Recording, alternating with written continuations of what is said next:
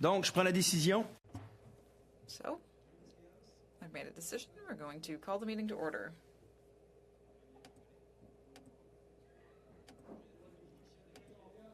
As for the clerk's benediction, we need to have two opposition parties represented by two opposition members.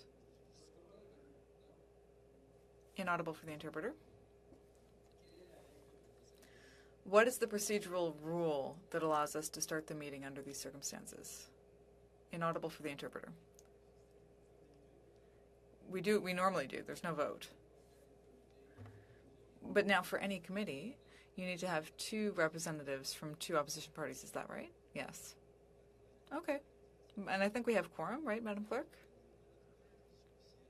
And we have the official opposition members. We need at least two. We have them. Ms. Ashton is there. Everyone's there. Yeah, we have four along with Ms. Ashton. We have quorum. We have everything we need. So I call the meeting to order. Welcome to the 60th meeting of the House of Commons Standing Committee on Official Languages. I would like to inform everyone that the technical tests for witnesses have been conducted. Ms. Ashton as well. Today we're continuing our study on the growth of Francophone immigration in Canada pursuant to the motion adopted on April 21st, 2023. To ensure that the meeting goes smoothly, I'd like to provide a few bits of information. Yes, go ahead.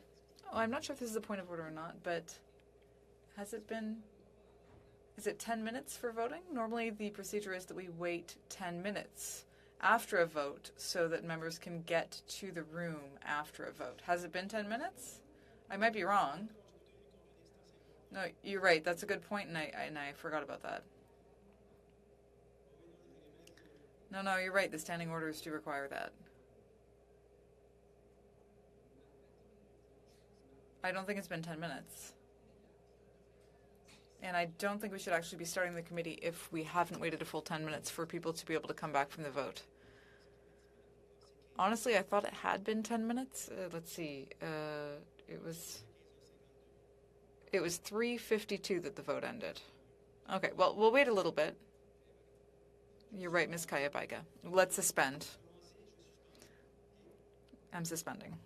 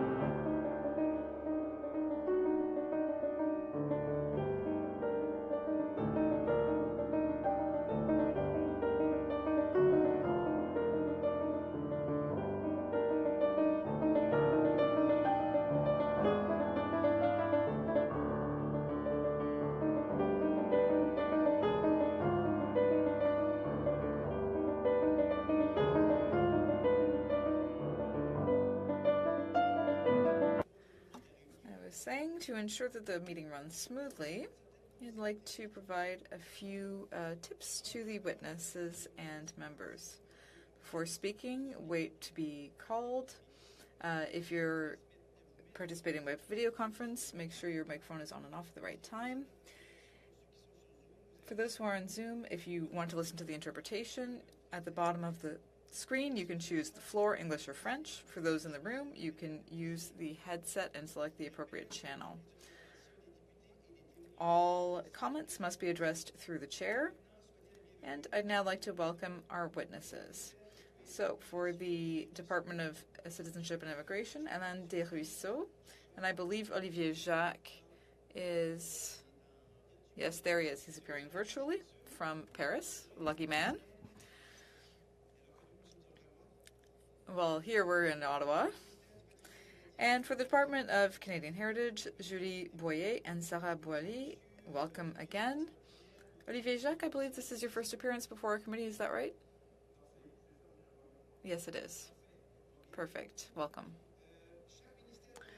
Each department will have 5 minutes for their opening remarks, and we'll be starting with the Minister, or with the Department of Citizenship and Immigration. But first, there is another vote coming, I believe. Do we have unanimous consent that despite the bells, we continue until, say, 2 minutes before the vote? Does that work for everyone? No one's against? Ms. Ashton, is it okay? Great, so we'll suspend 2 minutes before the vote. 2 minutes before the vote. Inaudible for the interpreter. Everybody's got their phone charged up? Charge them up.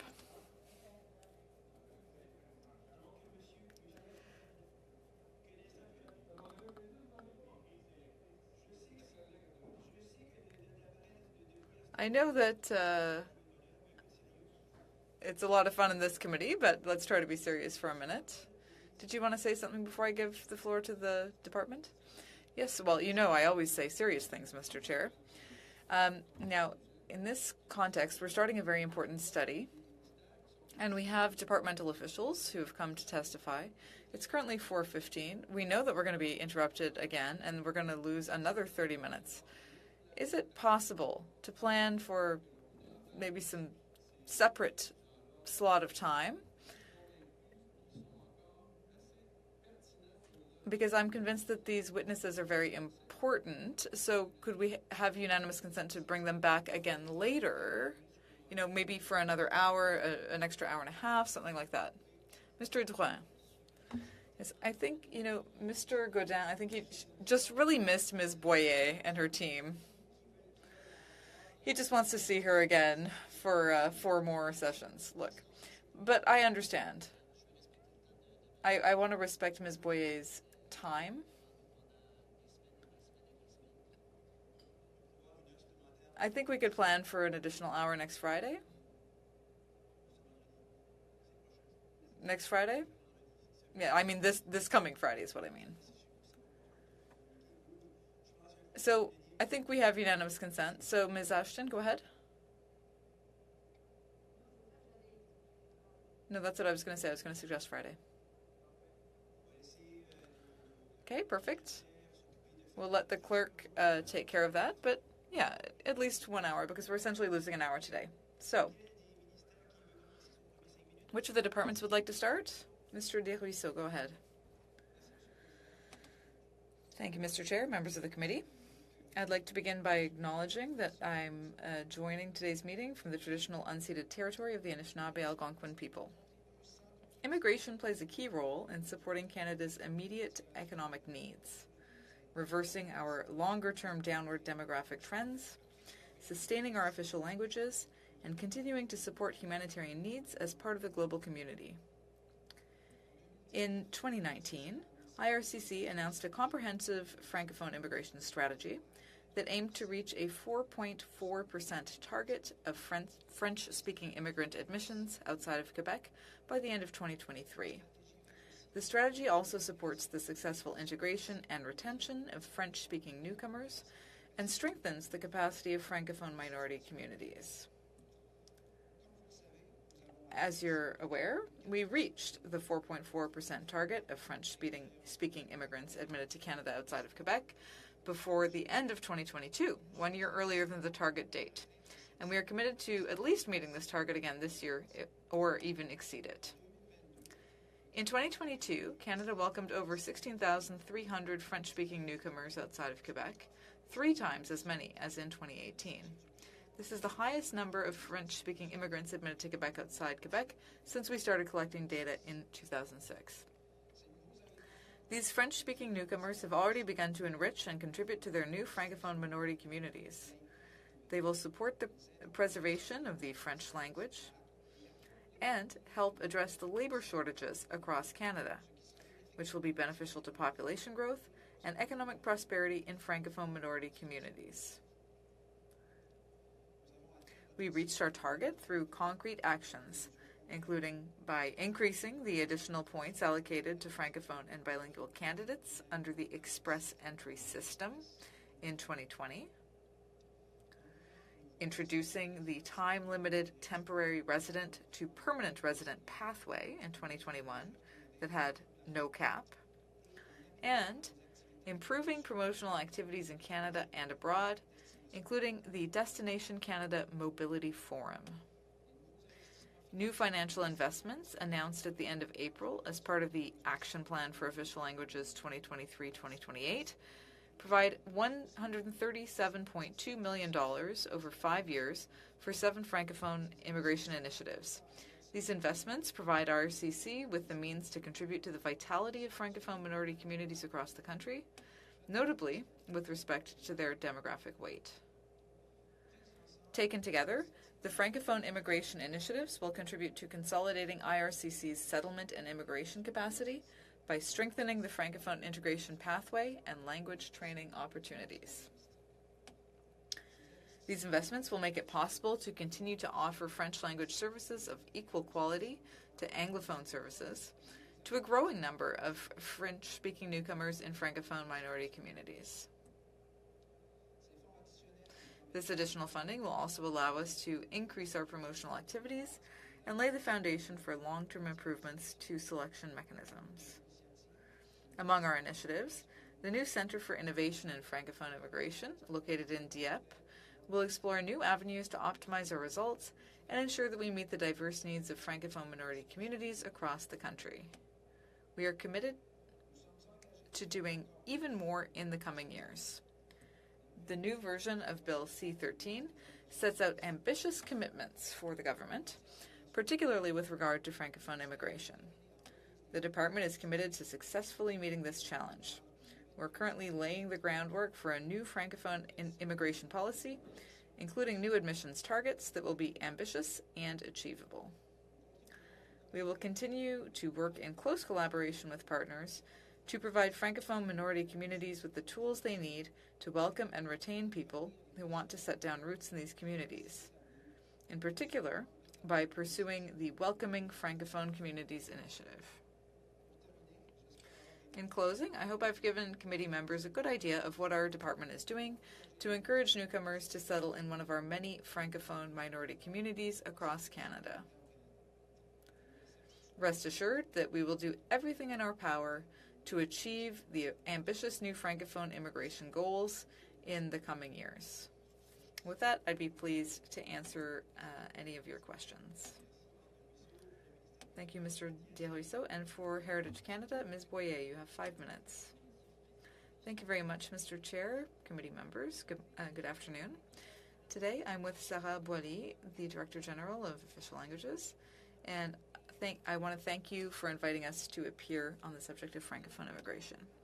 Francophone immigration is a key part of the Government of Canada's vision for the reform of the Canadian linguistic regime.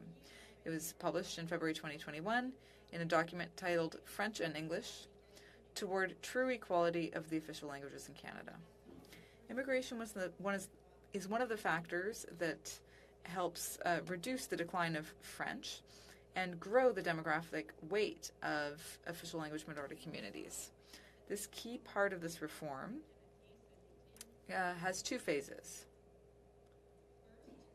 Legislative measures on Francophone immigration are included in Bill C-13, which aims to strengthen and modernize the Official Languages Act. Bill C-13, which you know well, proposes to add to the text of the Act the obligation for the Minister of Immigration, Refugees, and Citizenship Canada to develop a Francophone immigration policy that will contain objectives, targets, as well as indicators.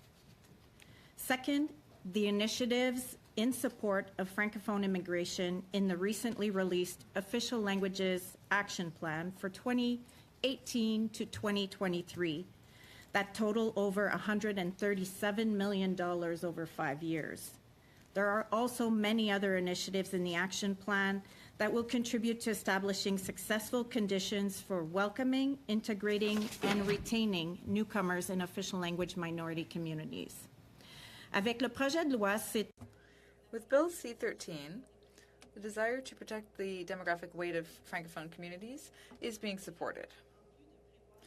In addition to planning for a Francophone immigration policy, which is a good thing, the bill also reiterates the importance of essential sectors, or sectors that are important to the flourishing of official language minority communities, like culture, education, health, justice, labor, and immigration. Moreover, by strengthening Part 7 of the Act and specifying the obligations of federal institutions to take positive measures and to assess their impact, federal institutions are encouraged to take positive measures in all of these key areas. Restoring demographic weight of Francophone communities is really a shared responsibility and requires all key federal departments to play their part. En ce qui a trait au plan d'action, as far as the action plan for official languages 2023-2028, Francophone immigration is one of the 4 pillars of that plan. This pillar represents new investments of over $137 million over 5 years across 7 different initiatives that support Francophone immigration. Thanks to these initiatives, the federal government will stimulate Francophone immigration in Canada in various ways. The federal government will support Canadian employers in recruiting French-speaking foreign workers and increase supports provided to French-speaking immigrants upon their arrival in Canada. Colleagues at Immigration, Refugees, and Citizenship Canada are developing an integrated approach to Francophone immigration to stem the decline in the demographic weight of Francophone populations in Canada. And the federal government plans a targeted expansion of promotion and recruitment supports for Francophone immigration, as well as a corridor for the international recruitment of French second language, and French immersion teachers. J'aimerais aussi ajouter qu'en complément aux initiatives. I'd also like to add that in addition to these initiatives that will be deployed by the Department of Immigration, Refugees, and Citizenship, Heritage Canada supports the recruitment and retention of French language teachers in Quebec that will help maintain in their jobs the teachers who come from immigration. Finally, in the action plan, we've committed to promoting the objectives of diversity, inclusion, and fairness with new initiatives to support vulnerable clientele. In conclusion, immigration is really a key way that we can articulate a reform of the Canadian linguistic regime. We'd be happy to answer your questions now. Merci, Madame Boily. Thank you, Ms. Boily. So, to get us started, the first round is 6 minutes per party. And in the second round, we'll have 2.5 minutes for the government party and the first and second opposition party, and so on. So, first round is 6 minutes, starting with the first vice chair, Mr. Godin. Go ahead. Thank you, Chair, and thank you to the witnesses for being here. There are some people around the table that we've seen very frequently over the last few months, so we're happy to be able to have this relationship with you, and I apologize for the delay in starting. My question will be for Mr. Desruisseaux from IRCC. I listened to your speech, and I thought it was interesting in that what you seem to be saying is that everything is going well in terms of immigration, Francophone immigration in Canada. But I have some specific questions. You said that in 2019, IRCC announced a new strategy with a target of 4.4% Francophone immigration. What was the target before 2019? Des questions rapides et précises. Quick and precise question, Mr. De Russo. There was no clearly defined target, but that's something I would like to cross-check. So if it's possible to file it with the clerk, it will be appreciated. Excellent. I have another question. You see that in 2022, Canada received more than 16,300 newcomers, francophones outside Quebec, twice more than in 2018. What was the impact of this result on the demographic weight of francophone immigrants in Canada? You mean the demographic weight of communities, the demographic weight of francophones in Canada? The fact that we reached our target, did we maintain the demographic weight of francophones in Canada, people who speak French? If we were to take into account admissions that were confirmed last year, and then we transpose that to the projections on demographic statistics, it contributes to stopping the decline. So it's not enough. No, demographic studies, including those ordered by the FCFA, expected higher increases. So we need to catch up. You presented a good expose, a brilliant presentation. It was a good picture of the situation, but we know that we need to do more. I would like you to tell us about the Dieppe Immigration Center, Francophone Immigration Center. For how long has that center been in place? I know it's a technical question. The center was set up in November, and how much has been invested in that center before the official languages program in 2022? I don't have exact information, but it's money that was absorbed by the department while waiting for investment. Are you talking about IRCC? Yes. How much is expected for that center in the next 5 years? 25 million. You are not sure how much was invested before Palo? It's marginal because we are talking about cooperation. The center was launched, immediate priorities. Following that was focusing on staffing. So we're trying to build the platform to be ready for as long as the money will be confirmed. Mr. De Russo, how would this center help us have more Francophone immigrants quickly? Let's remember that today's study is to increase Francophone immigration. How will this Dieppe Francophone Immigration Center help us have a positive impact in increasing Francophone immigration? The center has a national mandate that's clear. The center will be one of the measures. There's going to be an array of measures. How will this center contribute? Mainly by encouraging new measures that will help us support our promotional activities. What measures? We are still developing the modalities for the program. Mr. De Russo, you have a magic wand.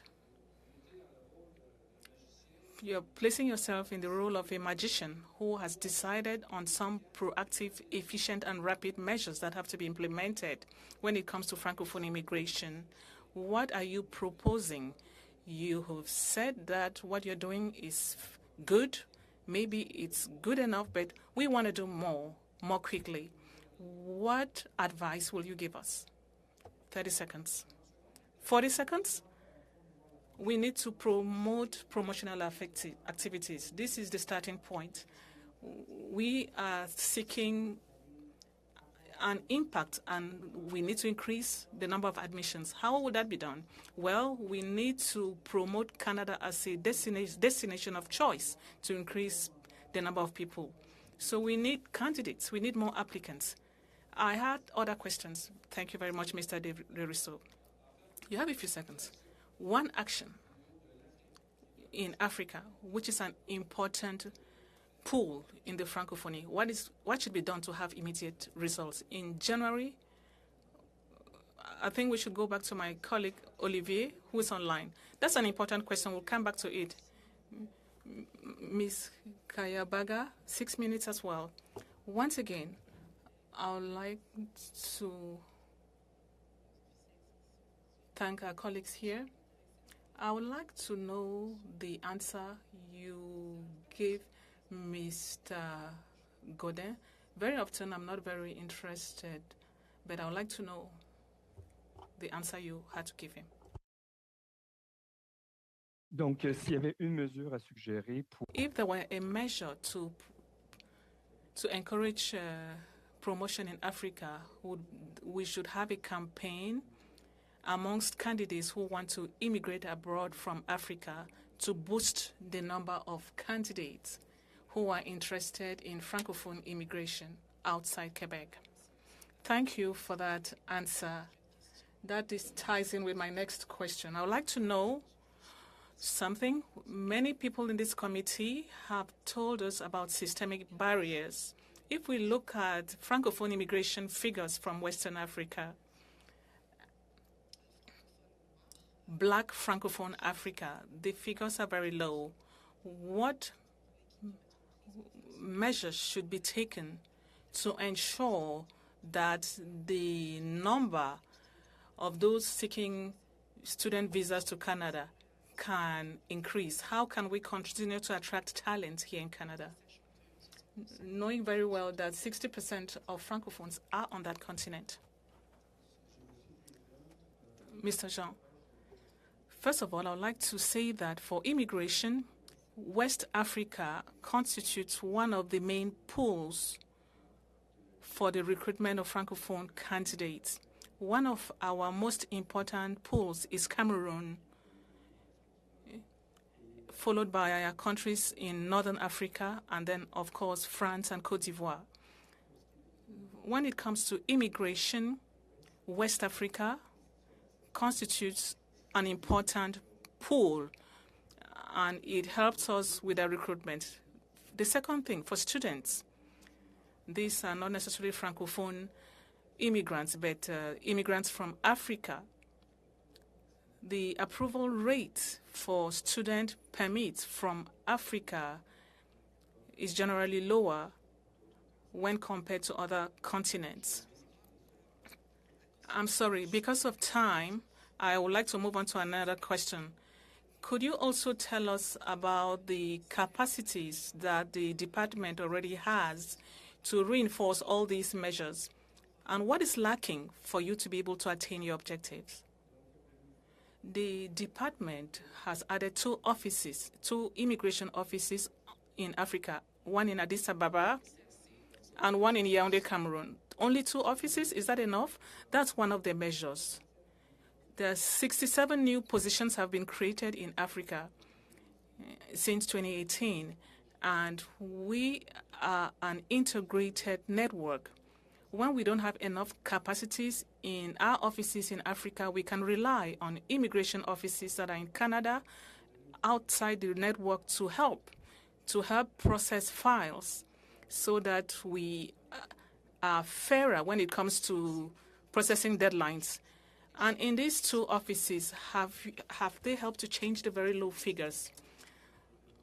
Talking about student permits, the approval rate, no, I'm talking about the acceptance rate for Francophone students from West Africa because the figures are low. Since you took those measures to respond to that problem, do you think that the situation is progressing? Do you have information that could say otherwise? I have information on the approval rate for African Francophone students, not necessarily from West Africa, but Francophone students in general. The approval rate went to 27% in 2021 and 35% in 2022 for African students. Are these figures distributed by region, by country? Could you send those figures to the clerk? Yes. Yes, indeed.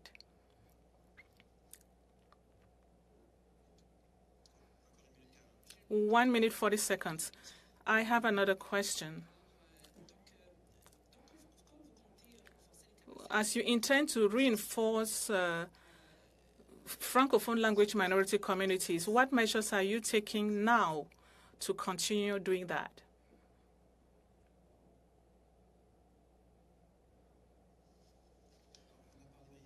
We briefly talked about the promotional activities. We also have settlement and integration measures. We are making sure that we have attraction poles and that the local communities are ready and that the conditions are also appropriate to receive newcomers. A lot of progress has been made since the Francophone immigration strategy was introduced, and I'm thinking of funding that was granted to Francophone communities. It went from 39 million in 2019 to 53 in 2020, and we are now at 72 million in 2022. So more funds for Francophones settling in Canada. Thank you, Mr. Deriso. That's all the time we have. I would like to repeat to witnesses, if you have any documents to file to support your answers, you could do that directly by sending them to the clerk. Before we move on to the next person, I'm directly connected to the vote clock. We have a few minutes left. When there's 2 minutes left, I'll let you know. The next person is the second vice chair of the committee, Mr. Bolio. You have 6 minutes. I would like to thank our guest for coming here. Is anything planned for Francophone immigration in Quebec? When it comes to Francophone immigration in Quebec, the essence is still the agreement, the Canada-Quebec agreement. That's the framework. Will something be done? Because there's a danger that we are robbing Paul to dress up Peter, because the Francophone immigration pool is not unlimited. So if you seem to be working hard to bring in more Francophone immigrants outside Quebec, is there no danger that there will be less Francophone immigrants in Quebec? Don't you think that Francophone immigration is crucial in Quebec? That's the main reason why there was a slight increase in linguistic transfers, and things have kind of capped out. The agreement frames collaboration between the department and the Quebec counterpart. The collaboration is excellent, and discussions have been held on that topic, and that's the subject of discussions. Let's remember that we are dealing with the international francophonie. There's a pool of 350 million. And the Quebec government is very active and has been so for many years now when it comes to promoting Francophone immigration, and it's very effective in doing so. There's great collaboration with the government of Quebec on the ground as well. So the collaboration is excellent. It's something we are closely monitoring. You are right. We are targeting the same people, but apparently the planet will not be enough for everyone. Another question. In the federal government, there was a press article talking of the fact that Quebec is trying to find more Francophone immigrants. The federal government is seeking Francophone immigrants to go outside Quebec. So for the federal government, express entry is the pathway for selecting immigrants in Quebec is ARIMA. We are told that things are not going well. People are blaming Quebec. Others are blaming the federal government. I'm not sure if anything has been planned in that regard. We are told as well that Francophones have more advantages to apply for going outside Quebec because more additional points are given to them when they are going outside Quebec. So they are more likely to be accepted, whereas in Quebec, it needs a Quebec selection certificate, and that somewhat complicates the process. So nothing seems to have been planned. I would say that Quebec is a masters its own selection process according to the agreement. I think the Quebec government, just like the federal government, may come up with measures to facilitate the process. I don't have any details to provide. Well, people have told me, for example, that there are many newcomers who have tried to move outside Quebec because they feel it's easier and quicker for them to obtain their permanent residency and their citizenship. So we'll see. Surely, if any measure takes away Francophone immigrants from Quebec, it will accelerate the decline of French in Quebec, as is the case elsewhere in Canada. Another question. Have you assessed new Francophone immigrants settling outside Quebec? What are the linguistic transfers? Mr. Gascongue, who's carried out many studies, say that Francophone immigration, even the movement of Quebecers outside Quebec and assimilation, because we know there's linguistic transfer towards English and it's increasing outside Quebec and now even in Quebec. As a result, if newcomers settle outside Quebec, they will quickly acquire English. So it's as if we are putting water in a basket with holes. Do you have any data on that? Yes. I know that data is more difficult to obtain when we are talking about interprovincial mobility, but we do have data that have clearly indicated retention levels. So that's something that we could provide. Please send it to us if you do have them. 20 seconds left. 4.4% target. You say that's not enough. Do you intend to increase the target? The policy is being prepared. We are preparing the ground rules to make sure that the department complies with the new requirements of C13, which intends to develop necessary measures to ensure the balancing of the demographic weight. Thank you, Mr. Desruisseaux. We may come back to you.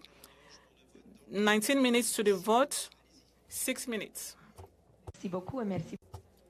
Thank you very much to our witnesses. I would like to ask a few questions very quickly.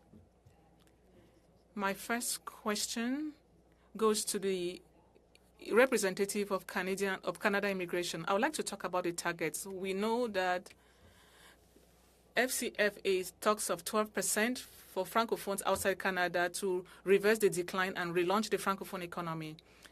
What measures are being taken to exceed the 4.4% for Francophone immigration in Canada outside Quebec? I'm sorry. I did not really understand the last part of your question. What resources do you intend to use to help you exceed the 4.4% target? Because we know that it's necessary to exceed that target to reverse the decline of French. What we intend to do is to adopt a policy that would frame all policies and give some teeth to our Francophone immigration strategy adopted in 2019 to make sure that everything complies with the commitments under C13. And we would like to come up with measures. You saw the Official Languages Action Plan. That gives you a clear indication of some actions that will be taken. But basically, the policy intends to come up with measures that would consider promotional activities abroad, awareness raising in Canada, and I talked about the settlement programs, the Francophone pathway to make sure, sorry, I know that you've already talked about that, but let's talk about recruitment and the work that has to be done on the ground. We know that the Senate recently recommended in its Francophone report that we need to increase the capacities of visa offices in sub-Saharan Africa. We heard that Cameroon is a pool where we could receive more people. But in spite of that, we know that the embassy that offers visa services is based in Senegal. Do you have a plan to add those services at the embassy in Yaoundé, Cameroon? What is your plan to increase the number of offices so that we all open new offices in sub-Saharan Africa? Olivier Jacques? Yes, so in terms of processing requests, we can rely on the entire network of 60 offices that the department has abroad and also offices in Canada. So we don't need to depend on a single office in sub-Saharan Africa or any other particular office if we want to meet those targets. We can use the entire network. So, yes, it does help to add resources in sub-Saharan Africa, which we did. We also created offices there. But really the most important thing is to act as an integrated network and ensure that we do meet the targets established by the government.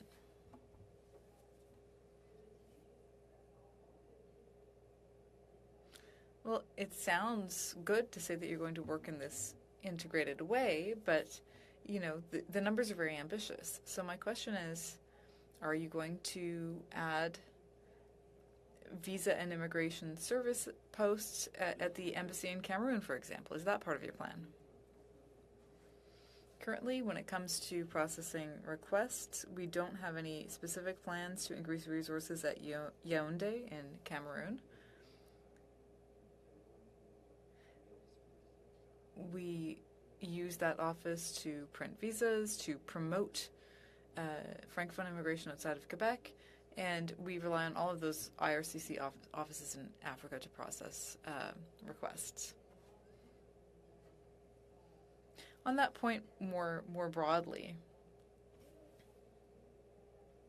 what authority does Canada have over visa reception centers? Because they're all run by private companies. Does Canada have the authority to increase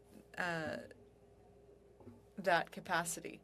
If we want to increase Francophone immigration, should Canada not be taking charge of those offices directly?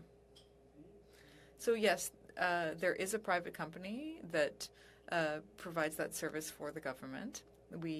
It has a contractual obligation to the Department of Immigration. So we do have some control over that private business. And we do have the ability to, decide to open other offices. We could ask that private business to open other visa reception centers elsewhere in the world if we were ready to provide the funding that would require.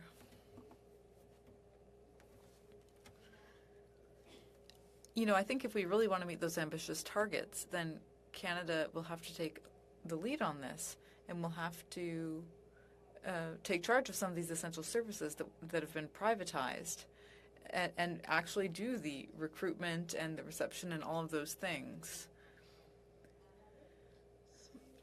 That's all the time we have, Ms. Ashton. 6 minutes goes by fast.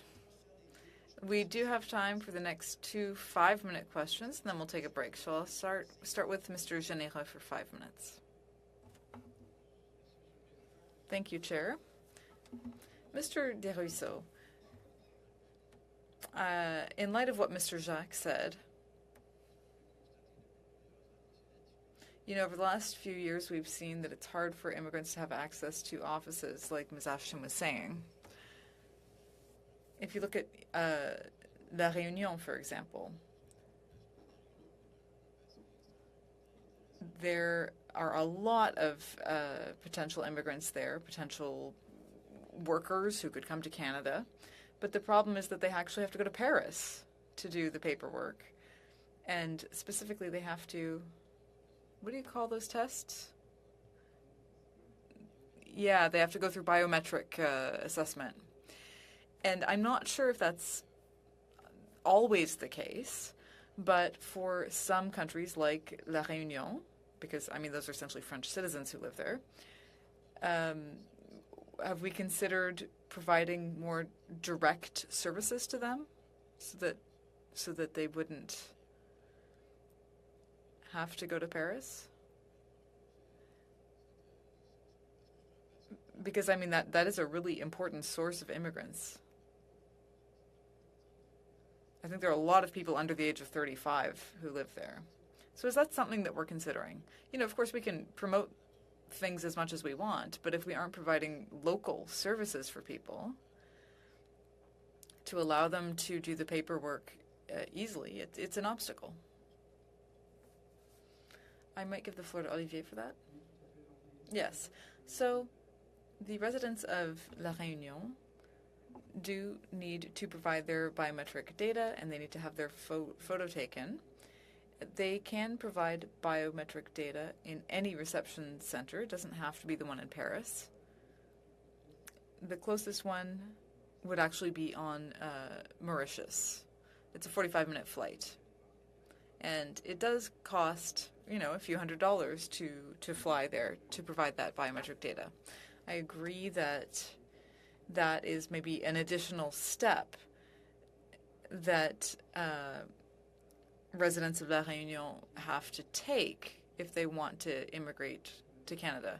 So Canada could consider opening a visa reception center on La Réunion, but it's really a question of volume.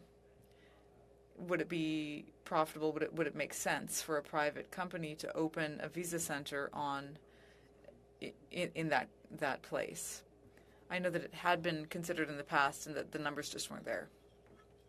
Yes, but to come back to what Mr. Desruisseaux was saying earlier, if we're promoting Francophone immigration sufficiently and Canada has a presence on the ground, that will generate volume. Because there are a lot of young people, I've known a lot of them, who came to Canada, established themselves, became Canadian citizens, went to cégeps in Quebec. And many of them, laid down roots here and became Canadian. So that's what we want to see. Now, this is a question for all three of you, I think. This may seem like it's coming out of left field, but what could the committee do to help you do your work? That's my left field question there. What can we as a committee do to help you meet the targets that we all want met? Whether it's 12% Francophone immigration or whatever. Well, I think you already did a lot of good work with Bill C-13. I think the requirements were made very clear there. And we need to remember that the work, the targets that we have create a lot of work for IRCC. And there's still really a lot of work to be done. But if you look at all of that work, it also involves a number of other players. There are a number of federal partners who need to be involved.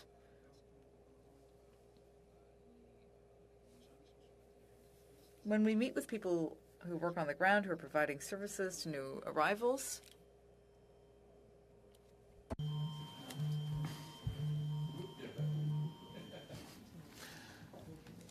souvent dans les préoccupations qui sont soulevées, on parle d'hébergement. Often the issues that are raised have to do with childcare, housing, education, healthcare.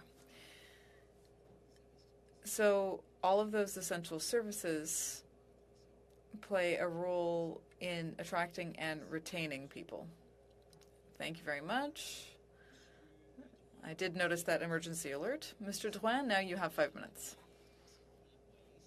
Thank you very much to the witnesses. We haven't seen you in quite a long time, as I think someone else said. We missed you. You're practically part of the family now. No, but seriously.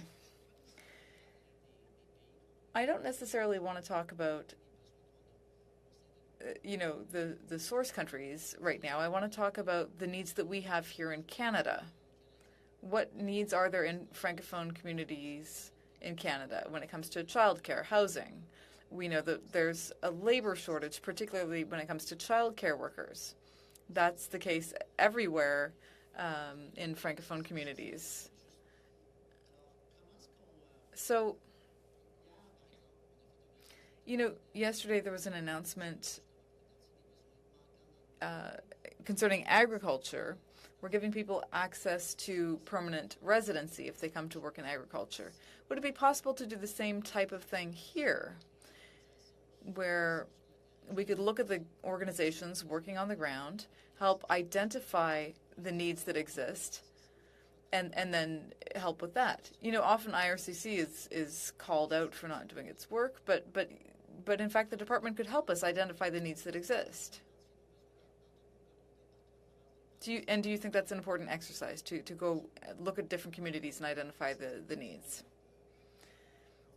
Absolutely. An understanding of labor needs will help us understand how to target our efforts in recruitment, for example. Or are there things that we could be doing in terms of better selecting candidates? We also want to make sure that the needs of the communities and employers are aligned with the candidates abroad, that we can match them. We need to understand where they want to settle. I was in Rabat in Morocco last fall, speaking to candidates.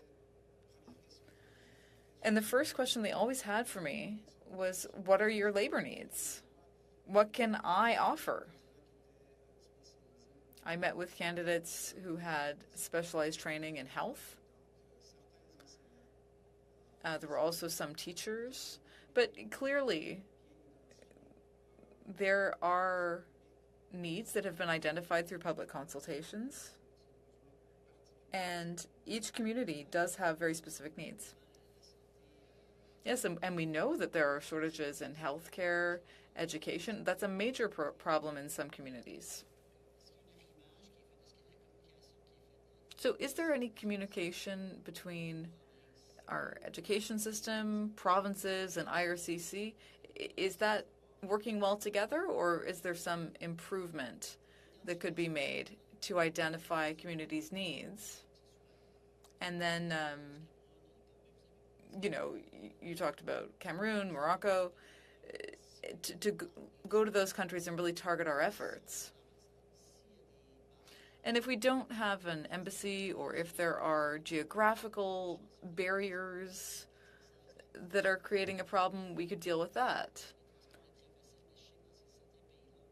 In my area, it's easy to travel by highway or by airplane, but that's not the case everywhere. Sometimes you have to transit through Gabon, Dakar, Senegal to get where you want to go, just to get a visa. So how do we make that all run smoothly to facilitate Francophone immigration? 1 minute, please. 1 minute for such a simple question. First of all, can things be improved and perfected? Absolutely. There are so many players involved, so much coordination, so they do need to work together. And a lot of efforts have been made to improve that coordination. There have been a lot of efforts to build bridges with the communities themselves, to ensure that the work that's done really does reflect the needs of the communities. The FCFA has really helped us on that. In terms of federal-provincial relations, there's a lot of dialogue through the Forum of Immigration Ministers. That will continue.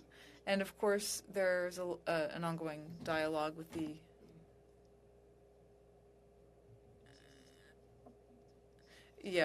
board of the of Canadian Francophonie. Thank you very much. We have 2 minutes before the vote. Before I suspend, I do have 2 questions. First, since everyone is seated around the table and Ms. Ashton is virtual, are we okay to resume immediately after the results of the vote? Do I have you see? Great, thank you. Secondly, something to think about. We can extend the meeting as late as 6 p.m. for the in-camera. No, can't do that? That would be the latest. At 1:45? Okay, so I'll go as long as I can, and then by about 5:30... Okay, go ahead, Mr. Drouin. You know, we had talked about re-inviting our witnesses. I don't want to invite them for just 15 minutes.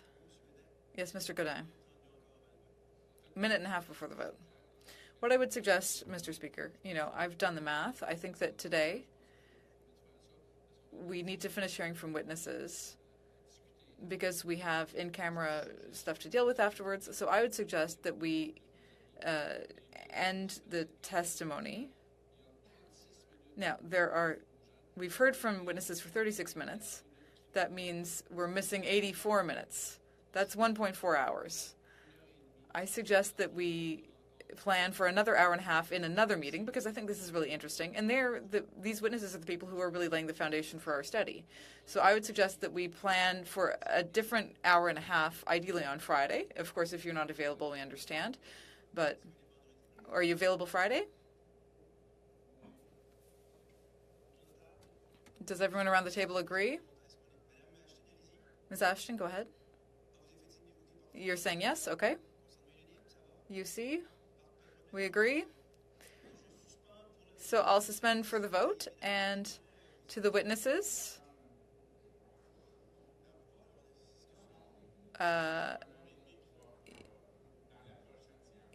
So we're having an hour and a half for the next sitting?